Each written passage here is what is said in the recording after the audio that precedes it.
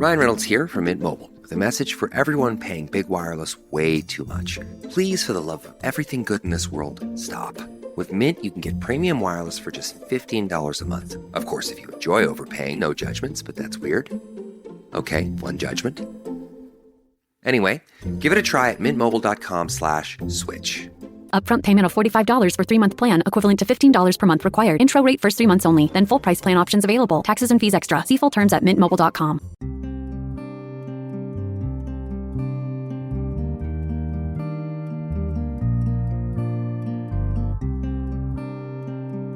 This is Fortune's Wheel, a podcast history of the late Middle Ages, and I'm Jonathan.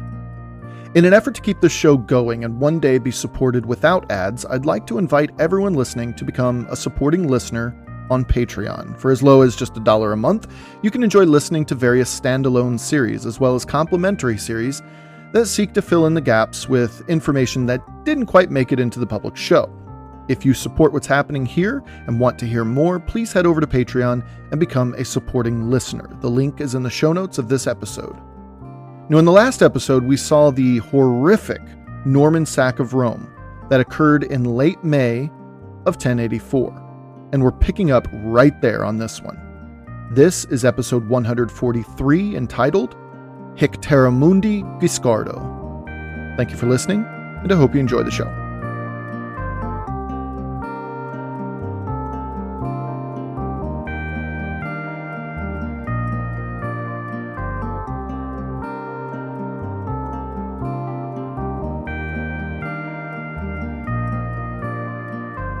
After the disappointment at Larissa back in the Balkans, Alexius Comnenus' campaign to encourage Norman defections to the Roman service became increasingly powerful and attractive.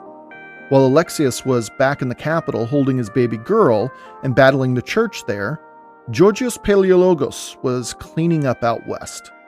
Norman defections skyrocketed when Bohemond left for Salerno, and it continued in that trajectory until word came that Guiscard had handled his Apulian business and was preparing for another crack at eastern Rome. But by that time, the damage had certainly been done. Later in 1084, sometime between September and October, Guiscard sailed a new fleet of 150 warships, jam-packed with fresh recruits across the Adriatic, intent on retracing his steps. The areas he had once conquered were still shaky, so there was a very real chance that he could take over control of his previous possessions quicker than the last time. We haven't mentioned much about Guiscard's other 2 sons, but all 4 of his boys were with him this time. Yes, he had 4 boys. Bohemond and Robert Jr. stayed by his side, and he ordered his sons Roger Borsa and Guy to head across the Adriatic a little earlier, so as to take Avlona in order to establish a beachhead of sorts for his arrival. It's worth mentioning that Alexius had secretly been in contact with Guiscard's son Guy. In fact, Alexius had gone as far as offering Guy riches, titles, and even a marriage alliance. And Guy didn't readily turn down the emperor either. Just something to keep in mind. Now, Borsa and Guy made quick work of Avlona, and Guiscard and his 2 other sons, and probably close to 120 ships, sailed into Avlona's port by mid-October. Guiscard was, for all intents and purposes, once again, all in. In the words of Anna Komnene describing Robert Guiscard in her book, The Alexiad, quote, "Robert was a determined champion of his own designs and prejudices, absolutely resolved never to give up a decision once he had taken it. In a word, he was indomitable, for he believed that his first assault could achieve anything." End quote. Indomitable. You heard it from her. He had intended to sail across to Corfu to take that island back, but terrible storms made for dangerous choppy seas, and the crossing didn't happen until early December. Now, the last time Guiscard made it to Corfu, he merely had to show up, and it fell pretty much.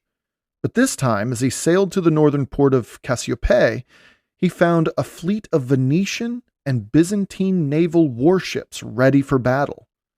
The engagement that ensued is shrouded in a bit of mystery, but we know that both sides suffered casualties, quite a few. It seems that the Venetians and Byzantines were able to push Guiscard away from Cassiope, though. Just 3 days later, Guiscard came at the joint fleet again, and he was roundly defeated a second time.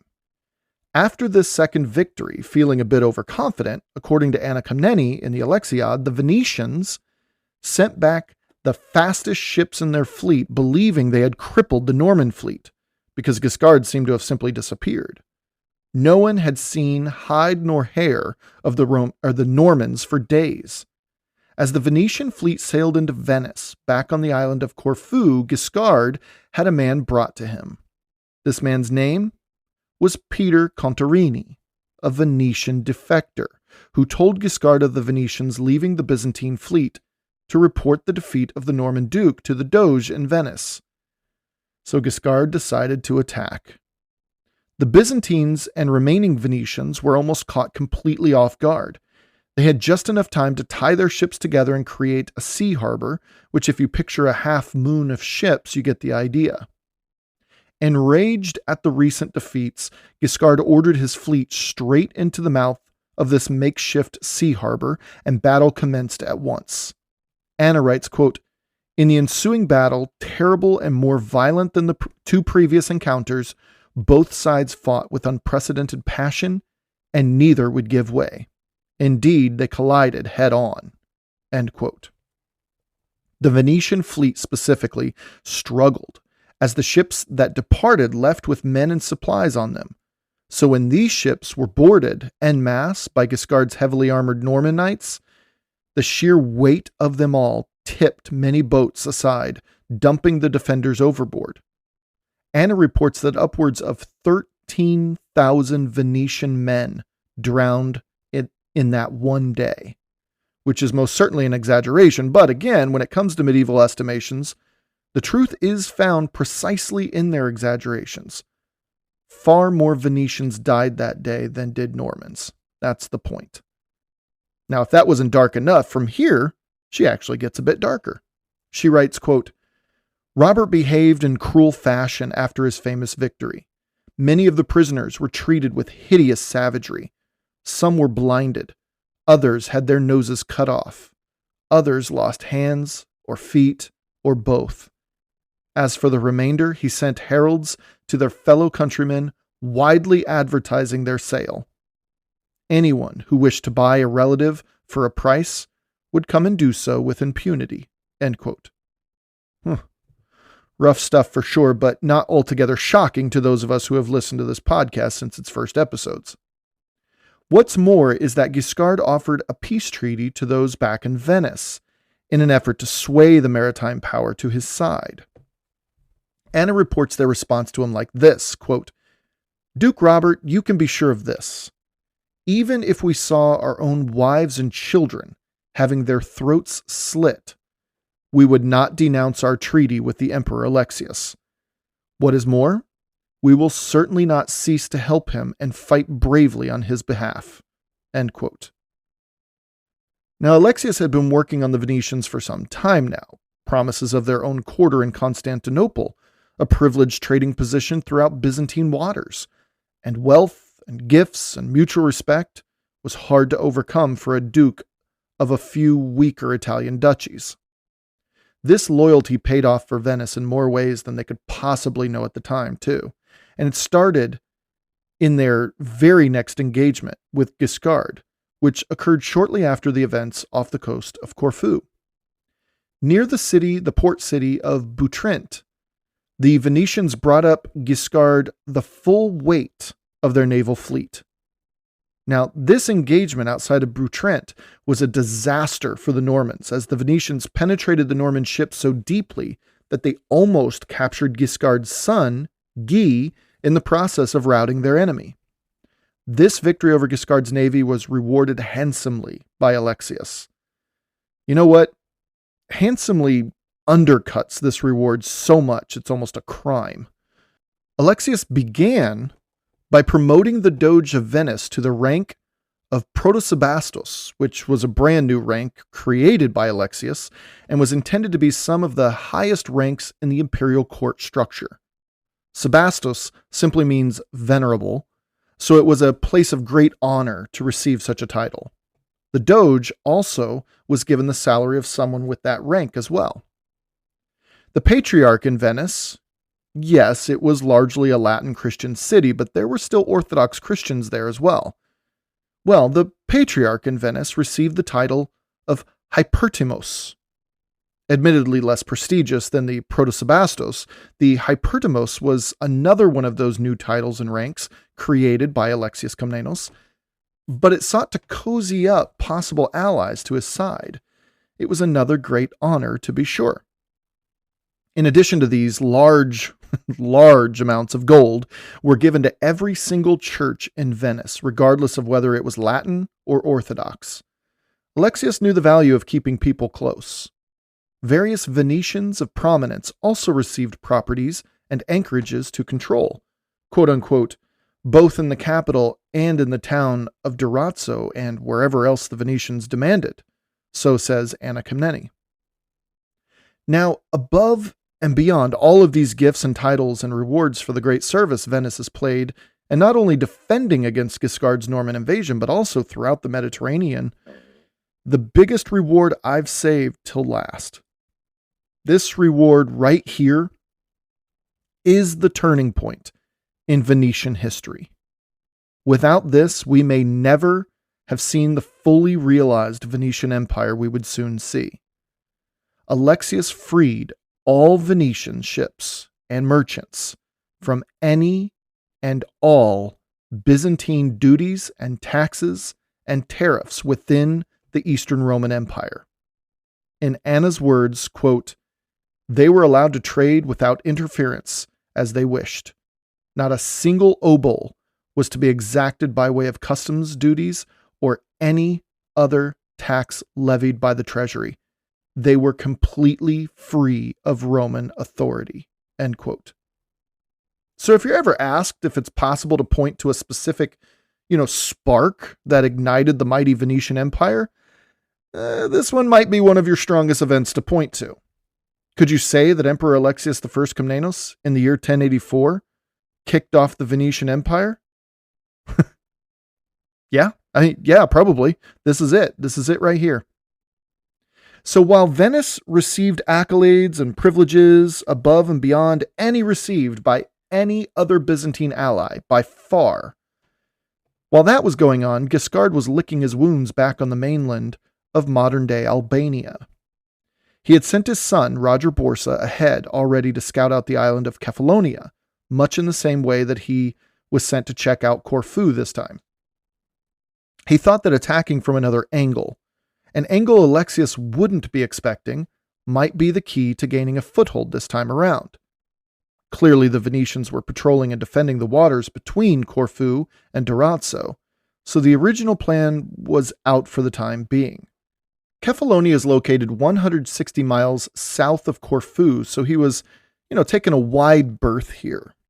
Kefalonia is the 6th largest island in Greece, only behind Crete, Euboea, Lesbos, Rhodes, and Chios.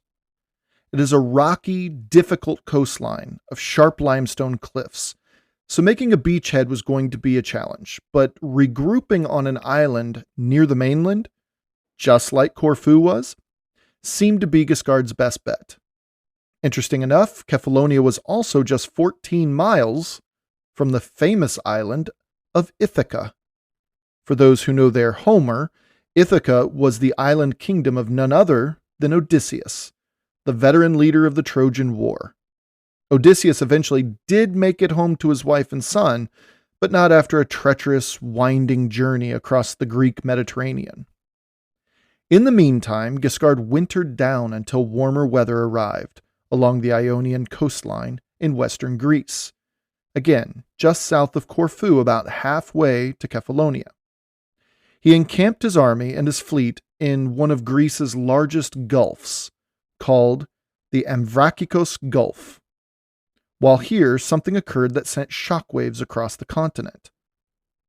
On February 6th, 1085, as Malaterra writes it, quote, "Between the 6th and the 9th hour, the sun was hidden for the space of 3 hours, to such an extent that people who were hard at work inside their houses were unable to finish during that period what they had begun without lamps being lit, and those who wanted to go from house to house used lanterns and torches. This event terrified many people, but before a year had gone by, the significance of this eclipse, at least in our opinion, declared itself to the majority of people with absolute clarity." End quote. Ah, yes, the good old-fashioned astronomical portent of doom. This eclipse, to be fair, occurred in a year that would see 2 massively significant deaths. So there's that. And if you're thinking of William the Conqueror up in England, you'd be wrong. He actually died in September of 1087, just outside of this span of a year. Close enough to maybe throw into it, maybe, if you squint, but not quite. As the weather became more favorable, Guiscard began planning a return to the battlefields of the Balkans, but just then, as William of Apulia and Anna Komnene both report, there was a terrible outbreak of disease that swept through the Norman camps. This not only killed off thousands of Norman soldiers, but it also hit the highest-ranking Normans too. In fact, Bohemond himself asked to return to Apulia to recover from it. It could have been anything, but author Georgios Theotokos chalks it up to unsanitary conditions in the Norman camp, resulting in an outbreak of dysentery or malaria. I really don't know, but it must have been devastating regardless what it was. We know that the area, even in the winter, is known for its wetter, more humid than normal conditions, so it could have very well been dysentery or malaria. While Bohemond was off recovering from a disease that ravaged the Norman rank and file, around late May or early June of 1085, Guiscard and his sons, Roger Borsa, Robert Jr., and Guy, all packed up the camp and moved south to Kefalonia. The much demoralized army followed, but they weren't at all happy about it. Now, it's worth breaking down the change of plans here. Originally, Guiscard swore up and down that the path to Constantinople was through the Via Egnatia, but now he's been having a change of heart due to the Venetian presence near Durazzo. We will never know for sure, but there's evidence to consider Guiscard's plans now shifting south and leaving it at whatever he could conquer and hold, and possibly give to his bastard son, Bohemond. Corinth, Thebes, Athens, these were 3 of the wealthiest cities in the entire Eastern Roman Empire, precisely because of their silk industries. These 3 cities will come up again in roughly 60 years from this point, when some more Normans take a crack at them. But make no mistake, during Guiscard's time, Corinth, Thebes, and Athens were quite well off. If he at all wanted Constantinople from the south, then these cities would have to become his. Who knows? We can only consider these sorts of things. Now, Roger Borsa was sent ahead to take the capital of Kefalonia, a high-walled fortified city called Haios Georgios. He just couldn't seem to break into the city, though, so Guiscard took a crack at it when he arrived in early June. Well, see, actually, Guiscard arrived nearby, gathering his army together on the island of Kefalonia, near a city called Panormus. While in Panormus, while making plans to join his heir Roger Borsa outside the walls of the city, while his other sons were with his wife Sikelgaita en route to his position with more troops, while his beloved son, his bastard son, Bohemond, was back in Apulia, recovering from either dysentery or malaria, Guiscard himself fell ill. After weeks of getting things in order, because, come on, nothing keeps Guiscard from getting what he wanted, after a few weeks, his illness turned into a fever. Then, on July 11th, Roger Borsa was called back to Panormus to his father's bedside. The cool sea breezes whipping through the tent, cooling the sweat on the old man's head. He lost consciousness after another day or so. And by this time, Roger Borsa's mother and brothers arrived.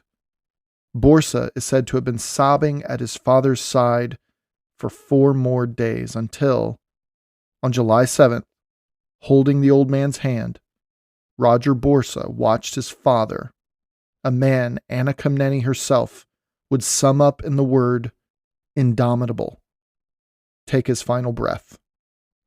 This breath caught the ocean breezes of the warm Ionian Sea and drifted away from a man that struck absolute terror into the very core of duchies, kingdoms, papacies, and empires. The army collectively caught its breath. The world itself seemed to stand still. All wars seemed to cease momentarily. At 70 years old, Robert de Hauteville, the Guiscard, was dead. Now, how do you wrap up a story like Robert Guiscard's? Was he a villain? Was he a hero? Was he both? Can those two things be true about the same person at the same time? I don't know, and I don't know if there's a firm answer, but I believe they can. Humans are a complex bunch. Inside every single one of us is both a hero and a villain, and the chemistry of our environments and our choices determine which one will rise to the surface. It's strange to think about it like that. In my estimation, there are few truer things to be said than that. Robert Guiscard was also a complex man, just like you and me. On the one hand, his devastatingly heavy hand toward the peasantry who happened to be in his path is unconditionally unnecessary to our modern sentiments. However, on the other hand, how can one not admire his sheer force of nature, his ability to manifest his own will, and his incredible charisma to have been able to lead armies of violent warriors for decades? Hero, villain, I think he's both. And you know what? I'm okay with that assessment. I mean, you won't see me tearing down any statues of him precisely because there's value to be drawn from everyone's story. One of the most vile things we humans can do to one another is to erase someone from history, to forget their impacts on our own world and lives. Robert Guiscard's story can teach us so many things about the world and about ourselves. Studying heroes is just as valuable as studying villains. We must cherish our ability and our privilege as a species to be able to reflect upon the good in our ancestry as well as the bad. Few people in history have utterly changed the very fabric of his or her world quite like Robert Guiscard. One could say that before Robert de Hauteville entered Apulia, the Mediterranean world was one way. After Robert Guiscard died some 40 or so years later, the Mediterranean world, make no mistake, was another way. Again, few people can claim such a thing, for better or for worse. Now, one thing I've wrestled with myself during the last, 50 episodes maybe, covering Robert Guiscard's reign as undisputed power in the Mezzogiorno and Sicily, is how he stacks up to William the Conqueror. And I think I figured it out when I just said how before Robert Guiscard, the Mediterranean was one way and after him, it was another. Not to discount Guiscard's impact on history. His impact would certainly ripple across centuries in big and small ways. For instance, by giving his little brother Roger control over Sicily, this large island, right smack in the center of the world, was changed irrevocably. That was a major way. Another major way was to add some muscle to Pope Gregory VII's reforms, which isn't nothing. These reforms, well, we're still dealing with those ripples today. Now, an example of the small ways, well, the village he died in, on Kefalonia, was named Panormus when he took his last breath. However, something interesting happened. Soon after, the village was renamed. Today, the city of Guiscardo stands where Panormus once stood. This brings me to my next point as to how to properly conclude such a life. He was an invader in that village, and yet today it holds a variation, a corruption of his name. One way to assess someone's impact on history is to see what their enemies said about them. Anna Komnene in the Alexiad wrote the following regarding her father's biggest threat thus far in his imperial reign. Quote, "Now Robert, as rumor insisted and many said, was a most exceptional leader, quick-witted, good-looking, courteous in conversation, ready too in repartee, loud-voiced, easily accessible, very tall in stature, his hair always close-cut, long-bearded, always anxious to maintain the ancient customs of his race. He preserved his perfect comeliness of countenance and figure until the end, and of these he was very proud, as his appearance was considered worthy of kingship. He showed respect to all his subordinates, more especially to those who were well disposed toward him. On the other hand, he was very thrifty and fond of money, very businesslike and greedy of gain, and, in addition to all this, most ambitious. And since he was a slave to these desires, he has incurred the serious censure of mankind.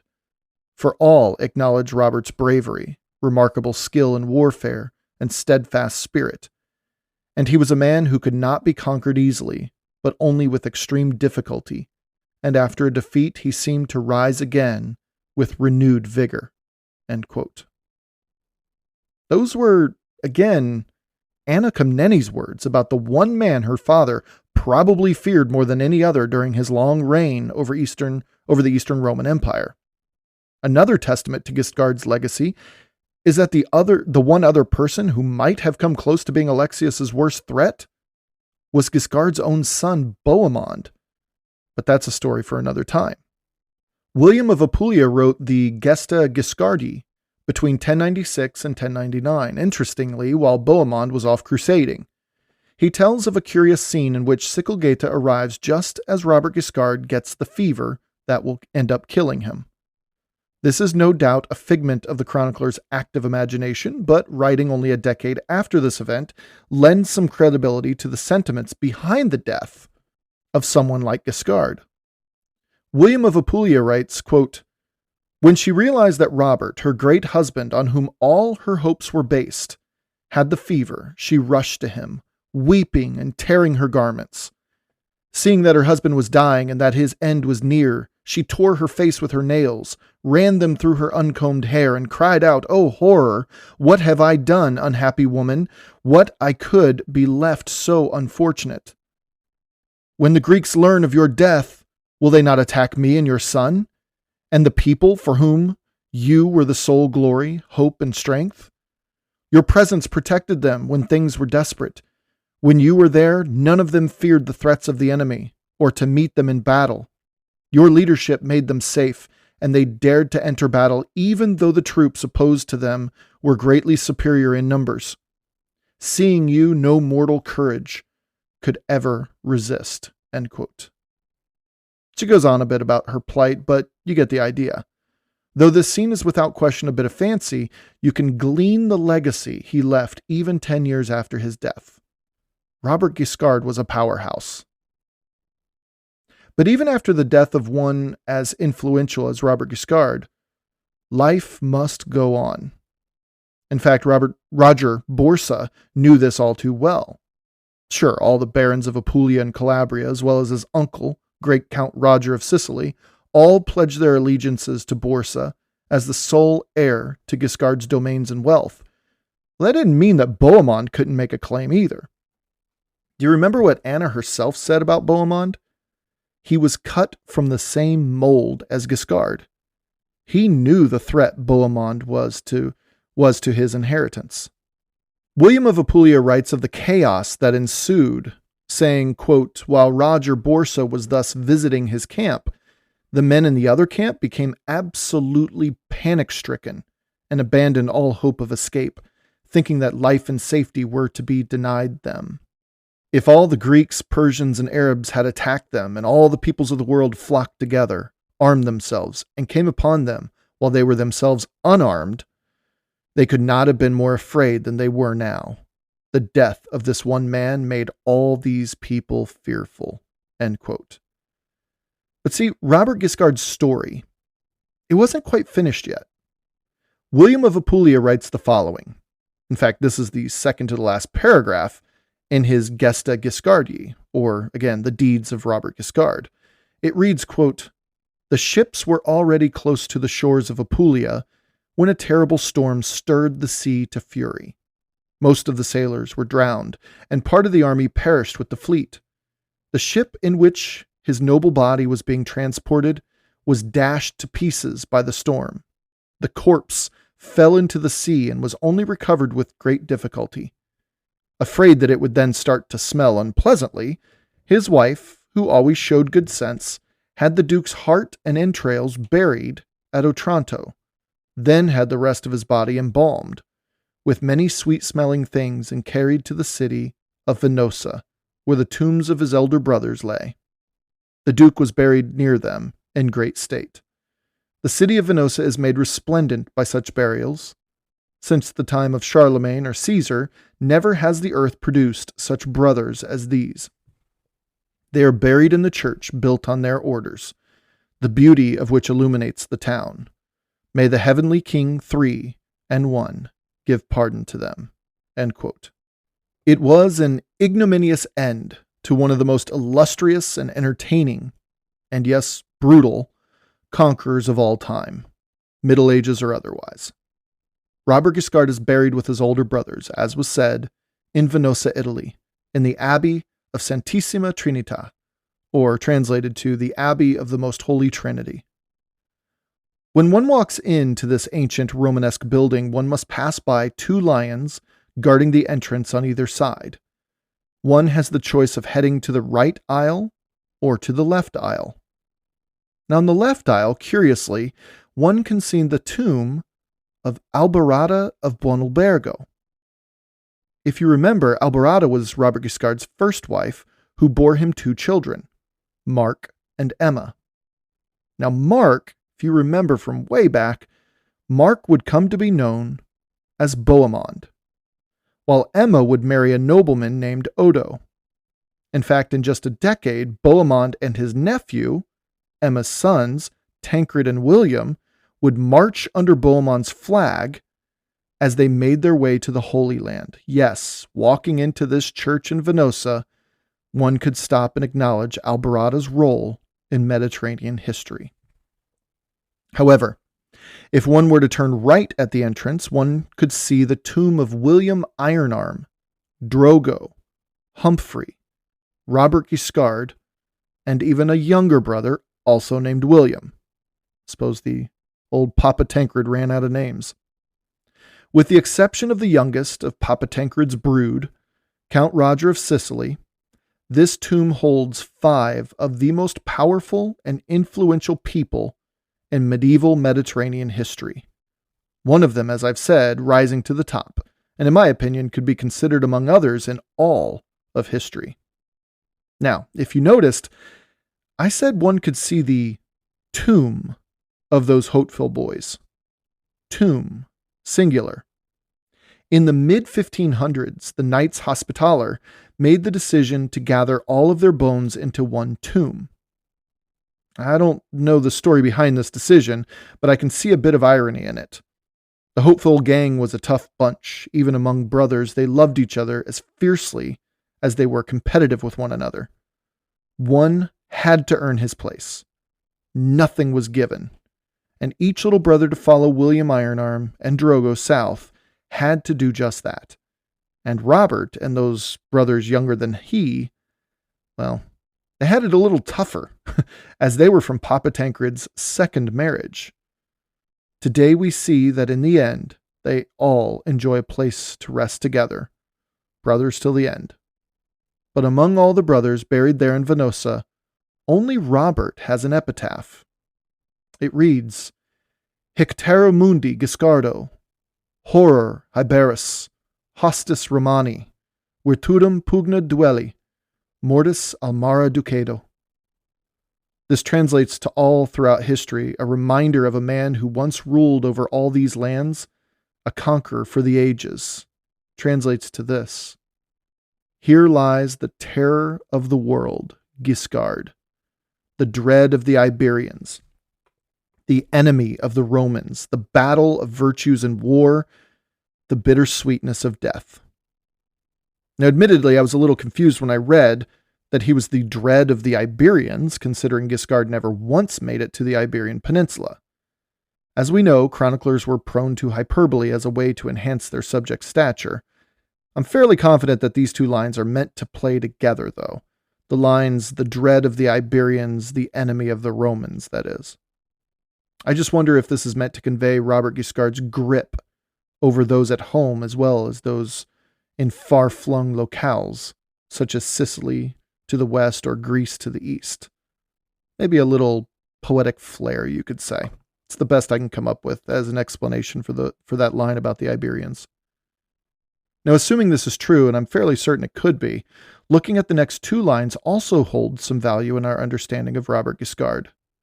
They read, the battle of virtues in war, the bitter sweetness of death. The virtues of war is a complex thing to tackle, but maybe we don't have to. Sometimes the deepest meanings can be found in the mere acknowledgement of its existence. Recognizing that we do not fully understand war because we've never been a part of one, well, most of us listening anyway, well, recognizing this should immediately preclude us from understanding the complexity of the virtues one sees and practices in war. Acknowledging this may offer us a chance to practice restraint in the judgment of warriors, whether they be men such as Robert Guiscard or our own brothers and sisters serving today. How easy it is to assume to know something when we've never been forced to come to grips with that something's true nature. This line reminds us that Guiscard was a very, very complex man. And finally, the last line of the epitaph holds just as much power as the first. The bittersweetness of death. Why this word bittersweet? I thought about this, and I've concluded that the answer lies in breaking the word into two: bitter and sweet. What is so bitter about the death of Robert Guiscard? What is so sweet? Let's tackle what I think is the lowest hanging fruit between the two: sweet. The death of Robert Guiscard, just a few lines above, described as the terror of the world, well, that's easy. Robert Guiscard was a threat to all, and now he is not. To his enemies, he is no longer a threat. That sounds pretty good. What could possibly be bitter about that? I think the answer lies in what the world was now devoid of without the likes of Robert Guiscard. On the one hand, he was a violent man, a ruthless negotiator, though this softened with age and wisdom. And he was a fierce, fierce warrior. But was he only those things? I say unequivocally, no. He was a force of nature. He moved vast numbers of fighting men to join him, to support him, to die for him, and he rewarded each one of them handsomely. He showered the people who were willing to lay down their lives for him lavishly. He elevated untold numbers of nobodies into positions of Apulian and Calabrian nobility, bolstering their esteem and marrying them into other established nobility to create an intricate web of support. Apulia and Calabria saw a boon to their trade networks, their building projects, and their expansion of Latin Christianity into the once Byzantine Orthodox region. As I said before Guiscard, the Mediterranean was one way. After him, it was another.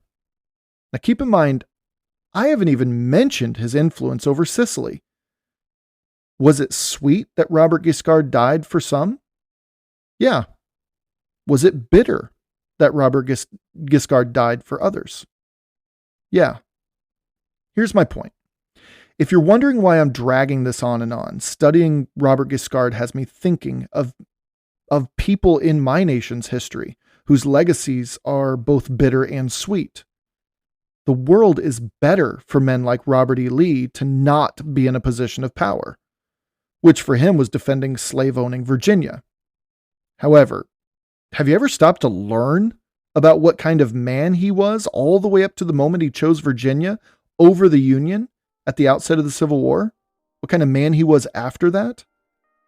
Those who look upon men like Robert Guiscard and Robert E. Lee with nothing but disdain should really think about how their legacies will be perceived, and again, their own legacies will be perceived before casting judgment. These two men, like those who look upon them as nothing but violent men, they better hope that future generations will offer them the very thing they are shallowly denying people like Guiscard and Lee. An acknowledgement that people are complex and not one-dimensional. If you were to ask me what I'm feeling after devoting myself, essentially in some regards, to the life of Robert Guiscard since before the seasons, covering the Norman conquest of England, the reign of King Edward II, and even the life and times of El Cid, if you were to ask me what I'm feeling after all this, I'd answer quite simply, bittersweet. Thank you for listening. Until next time.